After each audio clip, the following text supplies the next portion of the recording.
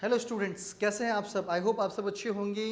ये वीडियो उन सभी विद्यार्थियों के लिए जो ललित नारायण मिथिला विश्वविद्यालय के पैट एग्ज़ाम में शामिल हुए थे। ठीक है, तो सबसे पहले इस वीडियो को सभी स्टूडेंट्स अपने जो दोस्त हैं, कॉलीग, उनके पास शेयर करना है। नहीं भाई, आज की वीडियो में होने क्या वाला है, तो थंबनेल देख करके समझ गए होंगे कि भाई आज हम बात कर रहे हैं रिजल्ट के ऊपर।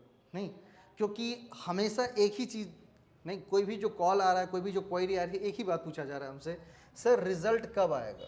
नहीं सर, रिजल्ट कब आएगा। नहीं, रिजल्ट कब आएगा। इस बात को सुनकर नहीं, मैंने सोचा कि मुझे ना एक छोटी सी वीडियो ज़रूर बनानी चाहिए रिजल्ट को लेकर के, कि रिजल्ट कब आने वाला है ना। क्योंकि कहीं ना कहीं एक ये मुद्दा सा बन गया है कि रिजल्ट कब आने वाला है, ये बता दीजिए। ठीक है, तो रिजल्ट कब आएगा उसके लिए मैं एक बात बताना चाहता हूँ। देखिए, हम 20 तारीख को आपके एग्ज़ाम हुए, फिर आंसर की रिलीज़ किए गए, फिर रिवाइज आंसर किया है ना।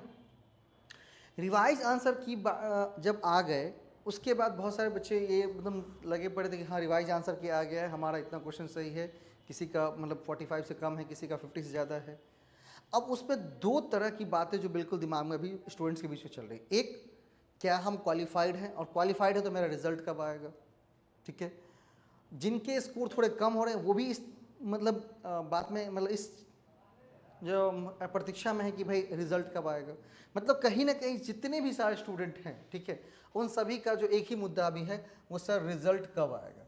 ठीक है, तो रिजल्ट के लिए यहाँ पर और बार बार वो एक ही साइट पर जा रहे हैं, ललित नारायण मिथिला वैसा कि जो पैट एग्जाम का साइट है वहाँ पर जा रहे हैं, बस इस चीज़ को वो मीन्स देख रहे हैं कि publication of result to be notified letter, हम बाद में पब्लिश करेंगे। बार बार इंपॉर्टेंट नोटिस पे जा रहे हैं, नीचे ऊपर स्क्रॉल कर, मतलब कम से कम दिन में कोई भी स्टूडेंट ऑन एन एवरेज 10 बार 20 बार वहाँ पर जा रहा है। ठीक है, लेकिन अभी करना क्या चाहिए, नहीं ये समझो कि अभी करना क्या चाहिए। तो जैसा कि मैंने बहुत सारे वीडियोस में मैं बता चुका हूँ कि देखो क्या है कि नोटिफिकेशन जो हमारा रेगुलेशन के तहत जो पीएचडी एग्ज़ाम होता है, उस रेगुलेशन के तहत जो भी बच्चे अनरिजर्व कैटेगरी के हैं, है ना, जो भी अनरिजर्व कैटेगरी के हैं, अगर वो 50% मार्क्स ला रहे हैं, मतलब जो जनरल में है 50%, मतलब 50 क्वेश्चन सही कर रहे हैं, भाई वो तो क्वालिफाइड है। तो क्वालिफाई हैं तो क्या उन्हें इंटरव्यू के लिए बुलाया जाएगा, बिल्कुल बुलाया जाएगा। तो उसको हमने कहा कि आप अपने रिसर्च प्रपोजल, जो आगे का आपका प्रोसेस है रिसर्च प्रपोजल प्लस इंटरव्यू का, उसकी तैयारी शुरू करिए। ठीक है, इसके रिगार्डिंग हमने एक कोर्स भी शुरू की है जिसके अंतर्गत आपको रिसर्च प्रपोजल प्लस इंटरव्यू के लिए तैयार किया जाता है, ताकि आप एक अच्छा रिसर्च प्रपोजल बना सके, आप मेंटली रूप से इंटरव्यू के लिए तैयार हो सके, है ना।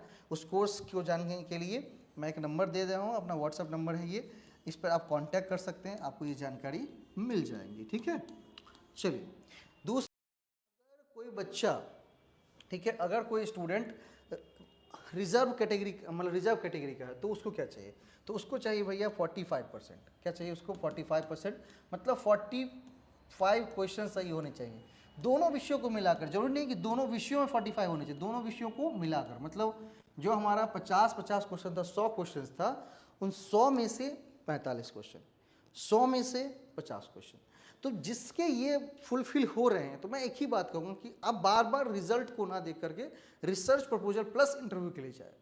इससे जिनके कम आ रहे हैं, ठीक है, तो जो रेगुलेशन के हिसाब से कहीं ना कहीं उनका रिजल्ट तो नहीं बन पा रहा है, इतना तो फिक्स है। ठीक है, लेकिन अगर आपको लगता है तो होपफुली आप थोड़ी प्रतीक्षा कर लीजिए।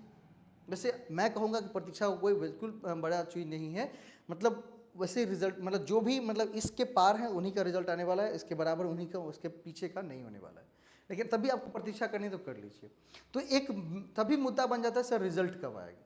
तो रिजल्ट के लिए हम जो मैंने बात की थी मतलब विश्वविद्यालय में, है ना, तो उन्होंने कहा था कि इस वीक, जो वीक अभी चल रहा है, आज वो लास्ट डेट है, कल तो विश्वविद्यालय बंद रहेंगी।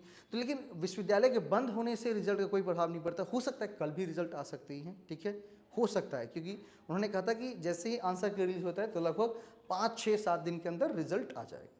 लेकिन प्रिपरेशन आप रिसर्च प्रपोजल की इसलिए शुरू करिए क्योंकि रिजल्ट आने के बाद ज़्यादा टाइम आपको दिया नहीं जाएगा, इसीलिए उस तैयारी को बिल्कुल करिए। ठीक है, ताकि उसमें अपना क्या कर सके, उसमें अपना इम्पैक्ट, अपना जो जो अपीयरेंस है उसको आप बढ़ा सके, ठीक है। रही रिजल्ट की बात है, तो रिजल्ट जैसे ही आएंगी फटाक से आपके पास क्या हो, नोटिफिकेशन पहुंचेगा ही, रिजल्ट पहुंचेगा ही, है ना। तो रिजल्ट के लिए कल जो इस सप्ताह का आखिरी डेट नहीं इस सप्ताह में आता, तो अगले सप्ताह के आखिरी तक शनिवार, मतलब एक सप्ताह और लगा लो, एक सप्ताह के अंदर रिजल्ट आ जाएंगे, ठीक है, अनुमान है ना। बाकी मैं थोड़ी सी और इन्फॉर्मेशन इंटरनली निकाल रहा हूँ कि भाई कब आएंगे रिजल्ट, ताकि मैं आपको एक सर्टेन डेट बता पाऊँ। क्योंकि सर्टेन डेट इसलिए नहीं बता रहा हूँ कि आप लोग सर्टेन डेट मान लिए फिर बोले आपने कहा था। भाई मैंने कहा था, मुझे जो जानकारी मिली है मैंने उस पर बेसिस पे कहा है, ठीक है। मुझे जो जानकारी मिली थी कि इस पर, क्योंकि इंटरनली जितने मुझे बात पता है, ठीक है, तो हो सकता है कि कल भी पब्लिश कर सकती हैं। अगर कल पब्लिश नहीं होती तो फिर उस अगले वीक के मिड में या लास्ट में आ जाएंगे आपके रिजल्ट। लेकिन तब भी अपना रिसर्च प्रपोजल इंटरव्यू तैयारी करिए, और बाकी ज़्यादा टेंशन करने की जरूरत नहीं, ज़्यादा चिंता मत करिए, कूल रहिए। ये नहीं कि ये आखिरी था मौका, अब नहीं मिलेगा। बहुत सारे यूनिवर्सिटी के आपने फॉर्म भरे होंगे, वहाँ का भी पैट एग्जाम दीजिए। फिर ललित नारायण मिथिला विश्वविद्यालय का इसी साल फिर से पैट एग्जाम आ रहा है, तो आप बिल्कुल ना चिंता ना करके तैयारी करिए, जुड़िए प्लेटफॉर्म से, है ना। ऐसा मत सोचे कभी तैयारी की जब होगा तब देखा जाएगा, नहीं, तैयारी पहले से करनी है, अच्छे तरीके से तैयारी करनी है, ताकि पैट एग्जाम आप निकाल सके। किसी का 1 मार्क्स से रह गया, किसी का 2 मार्क्स से रह जा रहा है, तो इसके लिए टेंशन नहीं करना है, अगली बार बिल्कुल तैयारी करके जाइए। धन्यवाद, मिलते हैं नेक्स्ट वीडियो में।